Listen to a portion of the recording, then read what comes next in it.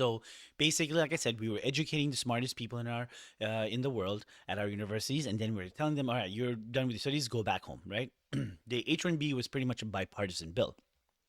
And what I mean by bipartisan bill is that the Republicans and Democrats both came together and supported this bill, right?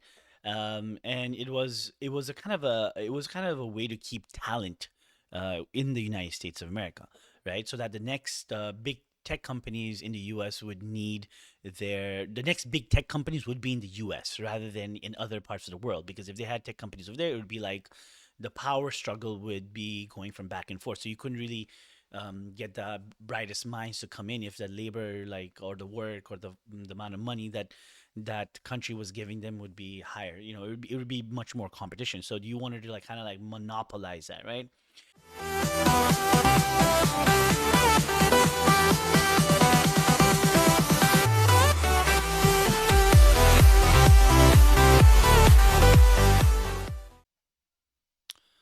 Hi guys, welcome to Talk to Sushant. So I know I've been a little bit busy and haven't posted for a while. It's because my family was here, and I was kind of busy doing all the stuff. I was taking a little break as well. But the video I kind of wanted to make today, I wanted to touch on a subject called the H1B. There's a lot of H1B like misinformation going around, especially in North Texas, and I really wanted to dig deep within that topic and kind of like bust a couple of myths and talk about how an H1B came about, who was responsible for it, what was the reason behind the H1B, the history about it, right? So I want to break it down to four parts. The four parts I want to break down is the history of the H1B, and how it also works, like what the H1B recipients had to do in order to maintain their status. The topic number two, I'll be debunking the myths as well. Sorry, number two was understanding how H1B process works. Number three is debunking the myths and the claims made by people who are part of the Great Replacement theory. We'll get into that as well. People who feel like 1% of the population is going to replace, I don't know, majority of the population. Doesn't make sense, right? And number four is also I wanted to make sure I address the misinformation and why the misinformation is being pushed. So with that being said, before we continue, I would like and appreciate if you guys subscribe to the channel, like this video, comment, and also subscribe. If you and also give me some pointers in the comment section to discuss. I will put all of the links on the sources that I've gathered in the description below, so that way if you guys have any like rebuttals or maybe even conversation that you want to have about how the process works, you can read it and then you come back to me, right?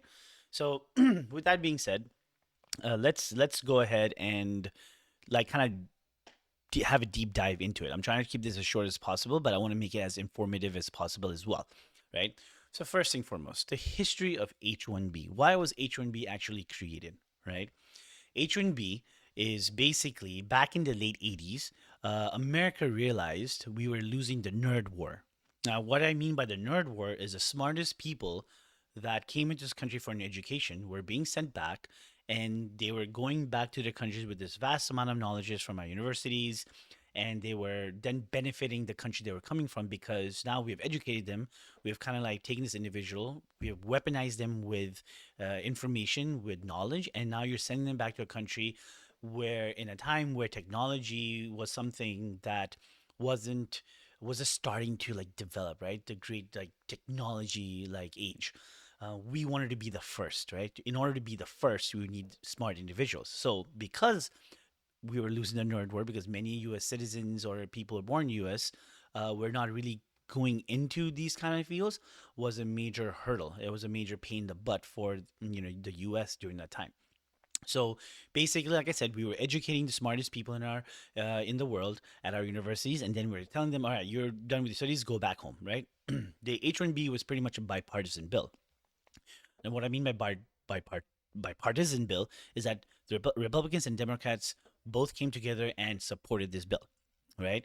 And it was kind of a way to keep talent in the United States of America, right? So that the next big tech companies in the U.S. would need the next big tech companies would be in the U.S. rather than in other parts of the world. Because if they had tech companies over there, it would be like the power struggle would be going from back and forth. So you couldn't really get the brightest minds to come in if the labor, like, or the work, or the amount of money that country was giving them would be higher. It would be much more competition. So you wanted to like kind of like monopolize that, right? So if you actually go back to the Immigration Act of 1990, let me pull it up and let me share it over here. Boom, boom, boom. And we'll transition here. Boom. So I want to go ahead and do the summary of it, so that way you guys can kind of like read the what do you call the article or the source that I've provided over here, so that way you guys can go through it. I'm just going to do the summary, right? So the summary says there was significant revision of existing immigration laws, which greatly increased the number of people who could legally immigrate to the United States. And it introduced a provision to facilitate the entry of specific groups for specialized work. The new law raised the ceiling on regular immigration, excluding refugees. So refugees were not part of this, to a flexible cap of 700,000 until 1995. And then it went down to 675,000 thereafter. It also introduced the diversity visa lottery, which is designed for people who had been adversely affected by the preference system introduced through the Hart-Celler Act of 1965. This allowed people from any country that sent fewer than 50,000 immigrants over the past 5 years to enter a lottery for one of 40,000 diversity visas. Although initially intended to address a backlog of Irish, Italians, and other Europeans, the lottery enabled a significant number of non-Europeans to immigrate. Applicants from African nations who lacked the family relationships or skilled employment credentials to enter by the preference system have benefited significantly, receiving approximately 40% of the diversity visas. The 990 Act also introduced the H1B skilled worker visa program, allowing employers to apply to hire skilled workers during temporary visas, using temporary visas, sorry. This increased the number of annual employment visas from 54,000 to 140,000. The Immigration Act of 1990 helped permit the entry of 20 million people over the next 2 decades, the largest number recorded in any 20-year period since the nation's founding. The act also provided temporary protected status for asylum seekers who could remain in the United States until the conditions of homeland improved. Presently, most H-1B recipients are Asians whose employment sponsorships are in the computer science and IT industries. So what I mean by that is the H-1Bs is mostly Asians. It's primarily because a lot of Indians have H-1Bs, right? The reason why a lot of Indians have H-1Bs is because at that time, before the I guess technology boom, or India's president at that time, or prime minister at that time, I think was Jawaharlal Nehru. I could be wrong, but I feel like that is the individual. He foresaw that he could make India an IT hub. He could create a huge workforce of technology savvy individuals by really investing in education, and also promoting a lot of individuals to go towards IT at that point in time, because technology was in his adolescence phase. Right? It was a baby phase at that time in technology. We didn't know what was going to happen, but he foresaw that technology is going to be a big part of the world going forward. As you can see now, we have handheld devices, we have AI, we have the ability to talk to our phones. All of this, if you go back in the 1990s, even me as a kid, I used to watch movies like Back to the Future, and all of that technology we used to see in those movies, it really really sparked interest, but it never existed. But now you see it, right? It's kind of like we're living in the future if you go back to people or ask people who were born in 1990s. Now, another thing is, just the H1B investments in the Asian community, right? It's because they have invested their time. So instead of, like, let's say, educating all these individuals, sending them back, and they've gotten all this like knowledge, they could have easily built the next big tech companies in their countries, respectfully, right? So India could have had Google. India could have had different companies. India could have like looked at something similar to what Google was doing, or Apple was doing, or Microsoft was doing, and kind of build something very similar there. But the United States at that time wanted to make sure that it monopolized um, the tech field. At that time they wanted to monopolize all the technology within the United States. Hence that's why the H1B program was created, because a lot of the local US citizens who were part of who they didn't really go after these degrees. Let's just be real, right? If you talk about a lot of those individuals, didn't really happen. So now I want to go into the present also. Before I continue, the Immigration Act of 1990, the president at that time was a Republican. He was George W. Bush Sr., right? The intent at that time, it was never about diversity or cheap labor. It was about specialized knowledge. The law was passed specifically because companies like Intel and Microsoft told Congress, right, they lobbied, they couldn't find enough American engineers to beat international competition.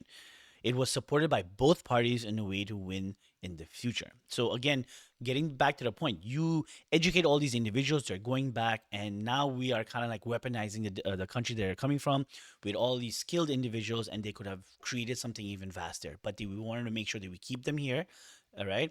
So that way they can help our tech companies at that time to kind of progress. And now you see a lot of the big tech companies that exist in the world are in the United States, like Microsoft, Amazon, Google, Tesla. You have like like Salesforce. You have so many different tech companies that's just in the United States. That just belongs the biggest of the biggest. Even ChatGPT, OpenAI. You look at just everything you see around us is kind of like it kind of grew up in the United States, right? Let's just be real. But now that you kind of understand why the history behind the H1B and who created it, again, you have the Republican Party now kind of like bashing it, but it was the Republican Party that kind of created it, you know? So it's kind of like ass backwards at this point in time. I don't know why, but politics, right? But let's also go to how it works. Now, H1B, as you all know, is a lottery system. What I mean by the lottery system is you just can't go and be like, I want to get H1B, boom, I get it. So the H1B has a very strict set of rules. So I'm going to try to dumb it down for you guys so that way you guys understand. So you can't just show up and get an H1B. So a lot of these people who just go out there and be like, oh, they're just getting H1Bs left and right and get this A class tier credit, blah blah blah, all lies, all misinformation, right? They have to start somewhere, just like anybody who turns 18, a U.S. citizen turns 18 and has to start building their credit. Same, it's the same process, right? So again, you can't just show up and get an H1B. It's more like an elite job interview with the federal government. The company has to pay thousands of dollars just to apply for individuals. So they're taking a gamble with these individuals, thinking that they're good, to apply for their H1B application. So that means like they're paying into the government. So the government's making money from this in order to hire these techs, these IT individuals, right? So that's how it works. And just because they want to hire someone doesn't mean they get to hire them. They get put in this lottery system. So before it used to be like what was it, 140,000, and the president that lowered it down to 65,000 was Obama. So it was a Democrat that actually like lowered it down. So not many people know this. So if you're trying to fight the immigration war, statistically the Democrats always win that argument anyways. But the way how the rhetoric and the media kind of flips it around, it's like always Republicans, right? But I don't know. It's just how it is. So the degree rule, any individual that needs to have an H1B must have at least a bachelor's degree, right? Or a master's degree. Having a master's degree gives them a little bit of an edge because they get to go into the lottery twice, but having a bachelor's degree was enough during that time. So the job must require at least a bachelor's degree in a specific field. You can grant an H1B to a general manager. So that means it wasn't for like dumb jobs. I'm not going to say college job. It wasn't like administrative jobs like a general manager, store employee, or a gas station owner, or gas station manager, or so on and so forth. Those are just like administrative jobs, right? So H1B was not specialized for that. H1B is called a skilled, it's for skilled jobs. And at that time, skilled jobs were tech jobs, right? You had to know coding.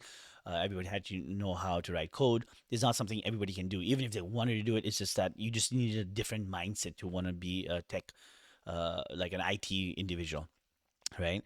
So the job must require at least a bachelor's degree in a specific field. You can't get an H1B to be a general manager. You get it by being, for example, a structural aerospace engineer, or like a Java developer, elite developer, or an architect, right? So those are the type of things that that's what you had to be in order to get an H1B, and it had to be sponsored by a private company or even the government employees. But the private sector is the one that really, really needed the H1B, right? And now we're going to go by the wage rule. A lot of people think like you could get a 20,000, 30,000, 40,000 job and maintain your H1B. False, right? Because by law, a company cannot pay an H1B worker less than a local Texan. They must pay a prevailing wage, which is the average salary for the job in the DFW area, right?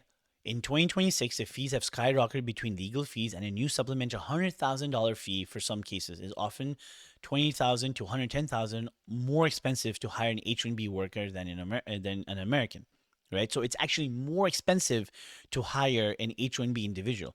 So why do these companies pay more money into, let's say, the government in order to hire an H1B employee, and they have to maintain a particular prevailing wage? It's because it just goes to show that U.S. citizens, there were not enough U.S. citizens who are qualifying to take this job. Let's just be real.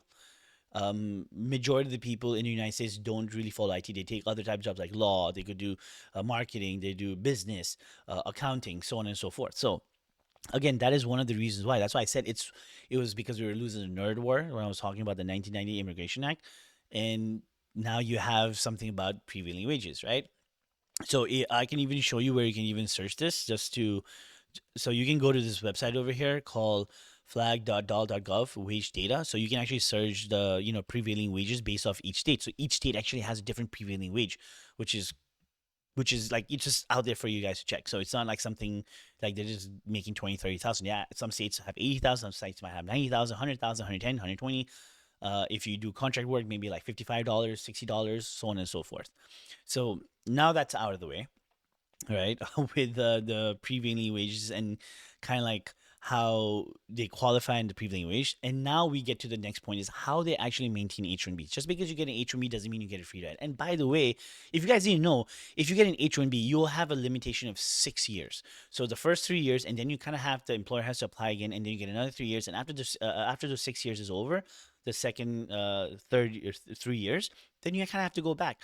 And mind you, these H1B employees are also paying into Social Security, they're paying into Medicare, they're paying into Medicaid, so on and so forth. They're actually also giving back to the U.S. taxpayers, and they don't get to reap any of the benefits. They don't get to collect Social Security. They don't get to use Medicare and Medicaid. So that was a huge amount of money being put into, for the U.S. citizens at that point in time who are getting Social Security benefits, right? So that's another thing that a lot of people don't know about, right? So again, let's say if you're an H1B employee, you lose your job, right? You get I don't know, you get fired for disobedience, or like let's say the company goes over, or you're not doing a good job, or the company doesn't need you anymore. They literally, what we call it is a 60-day clock. If an H&B worker is fired, they have exactly 60 days to find a new job, or they are deported. They don't get unemployment benefits either. They just have to leave. So now think about the amount of competition, how the individual has to be educated and work hard to maintain their status within the United States. As U.S. citizens like you and me, if we don't like our boss or we don't like our job, like boom, I want to go somewhere else, boom, right? Or if I get fired, I can apply for unemployment. We have those options. They don't, so they have to be like tier A employees, triple A employees, in order to like maintain their status, so on and so forth, right? And also at the same time, for audit purposes, government do pop-up visits. They do. About how much they do, I don't know, but yes, they do pop-ups. They get audited, so that means the government would then do inspection of offices to make sure that they're working there.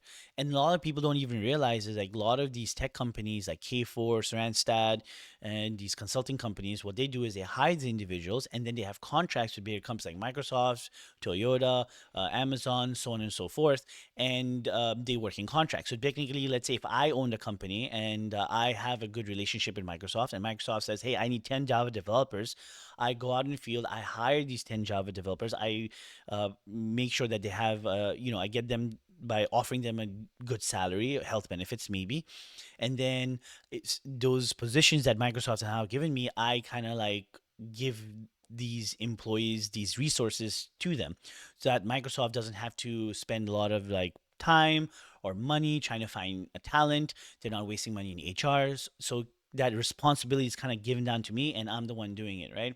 And if their project's over, it's my duty to help them find another project with another company that I have a relationship with. If not, I cannot maintain the H1B, and I have to notify them, hey, sorry, man, I can't do this. It's 6 days. You got to go back, right? So that responsibility is not within the big tech companies, if that makes sense. I just want to make sure that you guys understand that. And Dallas, Texas, North Texas is one of the biggest like tech areas, I guess, locations that a lot of people come to, especially with the South Asian community. A majority of them Indians, right? They're here. You see them. That's why you look at Austin. They're trying to make that the biggest, what do you call it, tech hub, which significantly failed. But the DFW area, I mean, you have a lot of companies who kind of exist over here too, like McAfee, like Toyota. Those companies exist over here. That's why you have a lot of like South Asian individuals who move to Dallas because the job's here. Where else would you want them to go, right? If they're not here, then why would those companies want to stay in Dallas if they don't have the skilled individuals within the state? right? So that's another thing you guys need to also like look at, or if you guys are just going to like H1B scam, blah blah blah, you have to kind of. It's a very complex issue, like why it's happening, and what is the reason behind it, and why a lot of them move to Texas. Remember, just because you hear a certain narrative doesn't mean that that's what the reality is, right?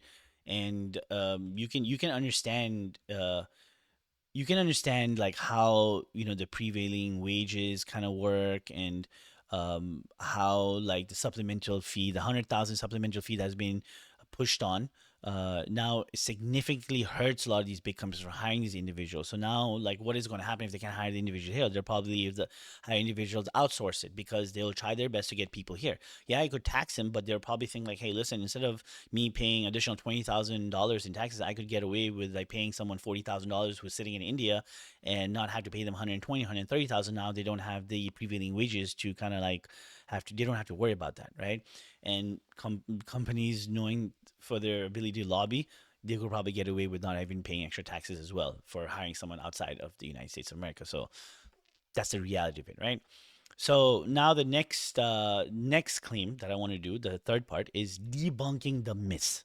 Now this is what I'm hearing a lot online, because I've seen a lot of individuals saying that, oh, it's a great replacement theory, they're here, they're taking our jobs, they're pushing us away, blah blah blah. Well, they're not really pushing you away. It's just the fact that you did not invest your time in order to get these particular skill sets to be good at him. You did not.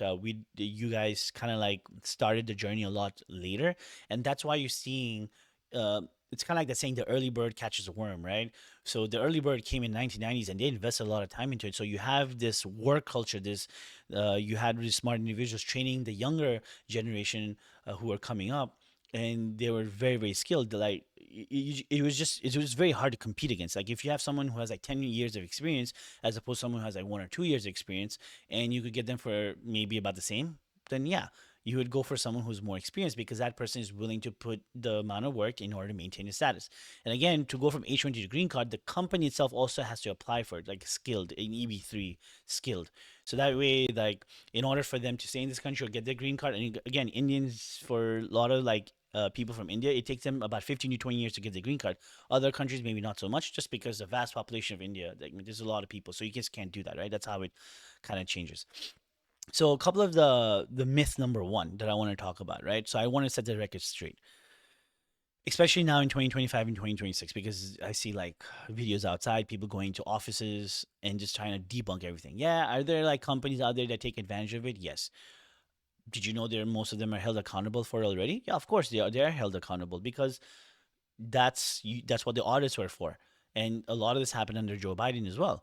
All of the fraud. I mean, you're talking about 1% of the population like who are taking advantage of this program, but the other 99%, you can't pull them in together, right?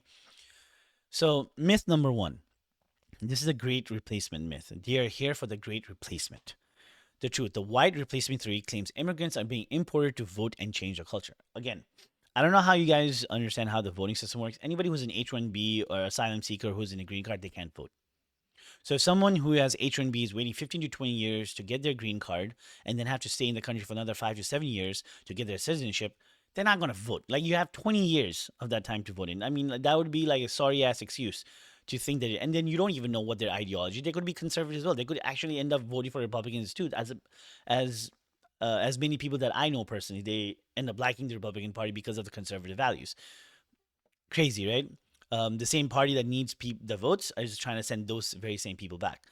Is all of them like that? No, but you have certain percentage of people who have conservative values, because they're also coming from conservative countries or religious countries, or countries that have a very conservative way of culture, right? Conservative culture.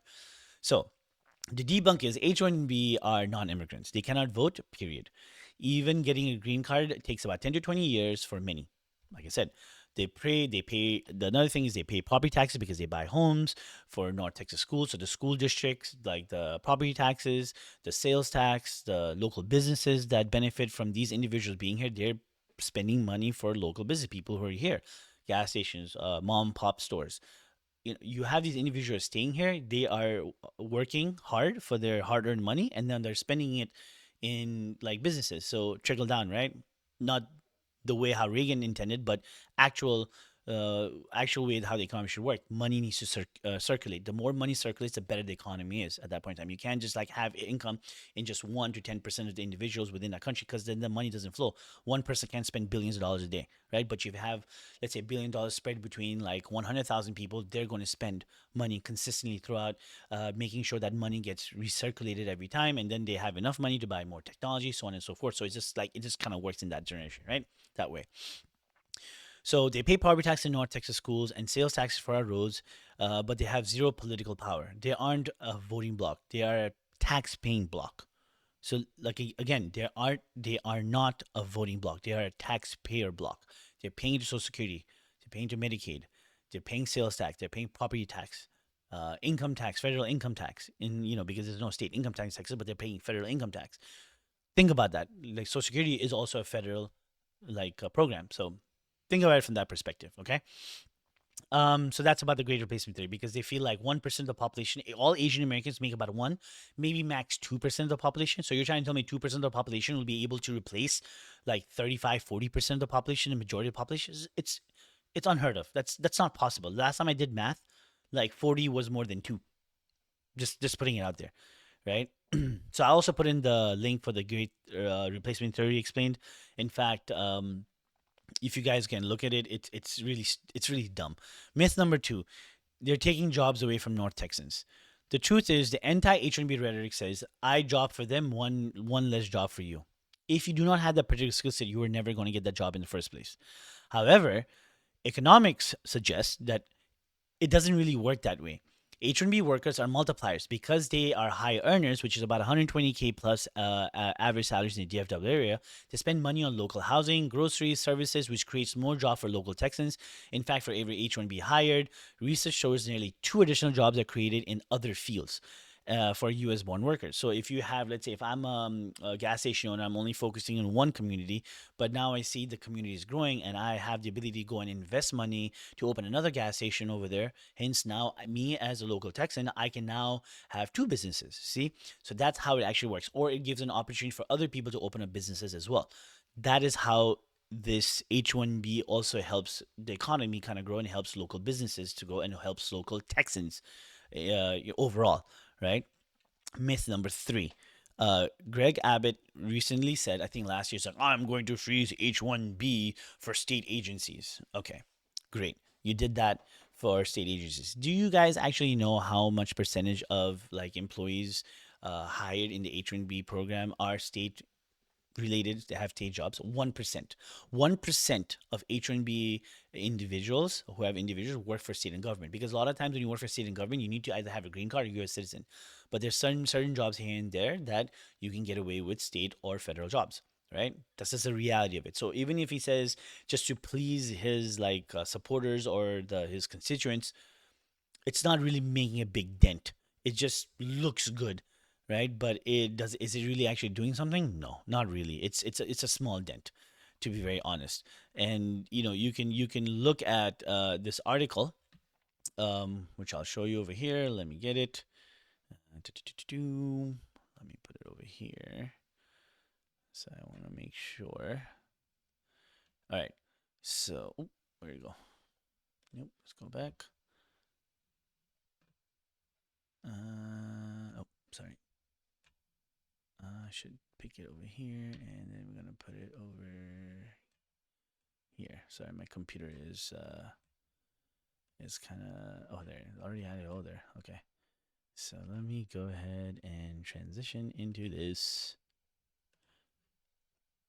All right. Here we go. It's loading. Dang it. All right. Greg Abbott halts new H1B visa petition by state agencies, public universities. The freeze on a new renewal application will remain in effect until after the end of the 90th state legislative session in May 2027. Texas Abbott announced on Tuesday, which was back in January, that he's directing all state agencies, public universities to freeze H-1B applications temporarily. This builds upon recent action taken by Trump administration amid criticism. The visa program has become a pipeline for overseas workers willing to work for lower pay, though supporters say it drives innovation. Obviously, it is, because you have smart people here who stay here who want to open up businesses. They had different tech companies that come up, which then hire more local U.S. Employees or students that are taking the IT tech job. Abbott said he's taking action because of the recent reports of abuse in the H-1B visa program because the federal government is conducting an ongoing review of the program. Evidence suggests that the bad actors exploited this program by failing to make good faith efforts to recruit qualified U.S. workers before seeking to use foreign labor. Abbott wrote in a letter to the head of state agencies, in the most egregious schemes, employers have even fired American workers to replace them with H-1B employees, often at lower wages, which is, by the way, illegal. You can't really do that. It's written in the law. H-1B visas, which require at least a bachelor's degree, are meant to hire foreign workers with specialized skills. They cannot obtain in the state or U.S. The vast majority of H-1B workers in Texas are at private companies. Tech companies often use them, but they're also commonly used by companies and institutions to hire nurses, teachers, physicians, scholars, and other professionals. Locally, some school districts in the Austin area have started international teacher program due to difficulty in finding teachers because you're not paying teachers properly. They're actually meeting the workforce needs that specific institution needs and is looking for because they can't find among those that are currently in the states or the U.S. Said Irving Feldblum, the president and the CEO of the President Alliance on Higher Education and Immigration, an alliance of close to 600 public and private colleges and universities that have come together around immigration issues. Abbott said state agencies and public higher education institutions, which combine to employ hundreds of thousands of Texans, have responsibility to lead the example and ensure that employment opportunities funded with taxpayer jobs are filled by Texans first. Rather than serving its intended purpose of attracting the best and brightest individuals from around the world to our nation to fill truly specialized and unmet labor needs. The program has too often been used to fill jobs that otherwise could and should have been filled by Texans, Abbott said in his letter.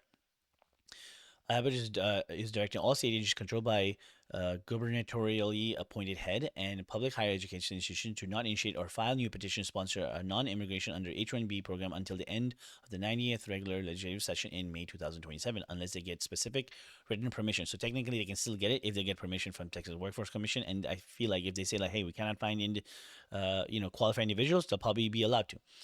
Abbott is also asking state agencies and public universities to submit a report to the Texas Workforce Commission by the end of March, providing information about their uses of the H-1B program. The state wants to know how many new renewals and petitions an entity submitted last year, how many H-1B holders is currently sponsors, when their visa expires, the countries those H-1B holders are from, and their job titles. Mind you, this is only for state and federal. It's not meant for it's not meant for private companies. Um, so I'll put this link down below so you guys can read it. To be very honest, but just to put it out there, right? According to federal data from U.S. Citizen and Immigration (USCIS), the biggest user H-1B program in education are Dallas Independent School Districts at 230, UT Southern Western Medical at 220, Texas A&M at 210, UT's MD Anderson Kansas at 160, and Texas University of Austin at 165. So it doesn't really even make a dent. You're talking about hundreds of individuals within the state or state government or universities, right?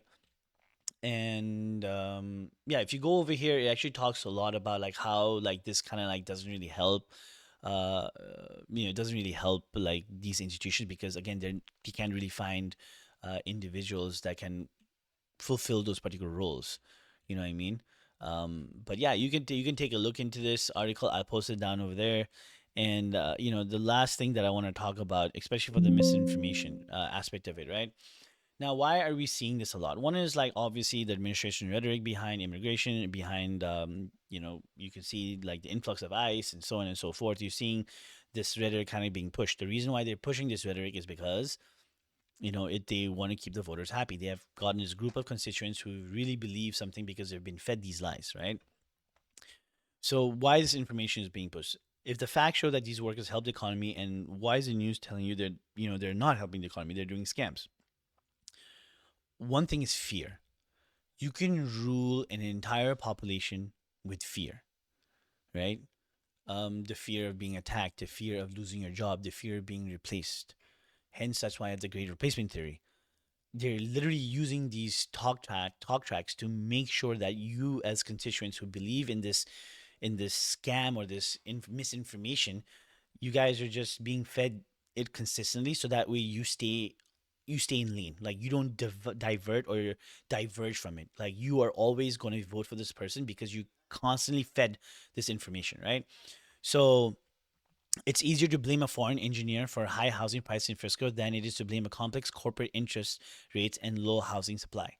So why do you feel like housing prices go up? supply and demand. If people are moving in and companies were like, let's say they didn't anticipate like the housing market to grow up, like to grow that fast. So if you have one house available in the market, but you have 10 potential buyers, those 10 potential buyers will obviously outbid each other.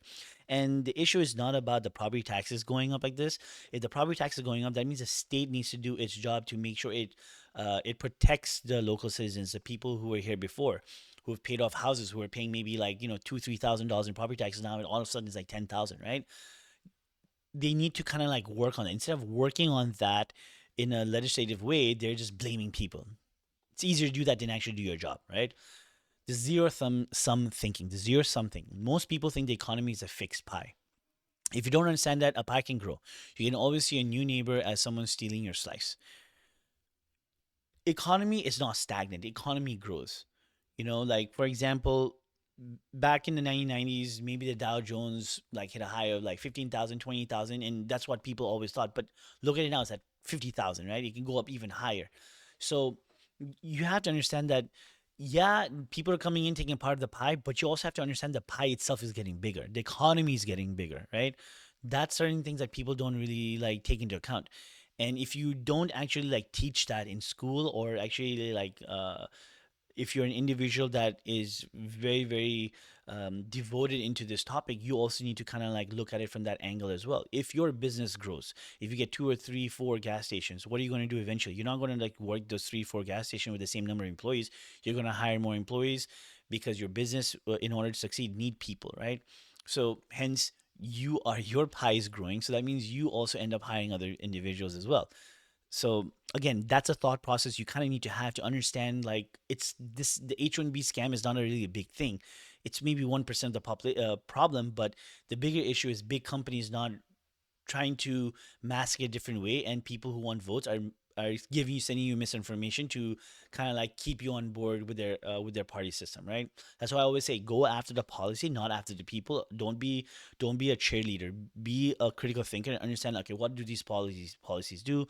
What is the long term effects? And again, just because you have someone who implements a policy now doesn't mean that the effects are going to take the very next day. It takes time, 5, 10, 15 years. Just like how the Indian president or the prime minister at that point in time invested a lot into technology education. They got the fruits of it in the early 2000s or maybe 2010s, right? So you had 20, 30 years of planning on and only for individuals who came from India or other countries to really benefit from that investment, right? And number three is political signaling. In 2026, being anti immigrant is a powerful brand, right? By grouping high skilled legal workers with legal border crossing, politicians can make people feel like the entire country is out of control, which helps them get votes, right? I cannot stress that enough. It's the rhetoric, it's the indoctrination, it's the type of messaging that you see, right? Because if people are coming into this country and you have high skilled individuals with someone who's crossing board, they're not the same thing. That's like saying like a chef and a mechanic are the same people. They do the same thing. It's not possible. You can't do that. They both need different skill sets. They both need two different individuals. They both need two different, courses, right? Or the amount of time you have to give in to get that experience. It's not going to be the same.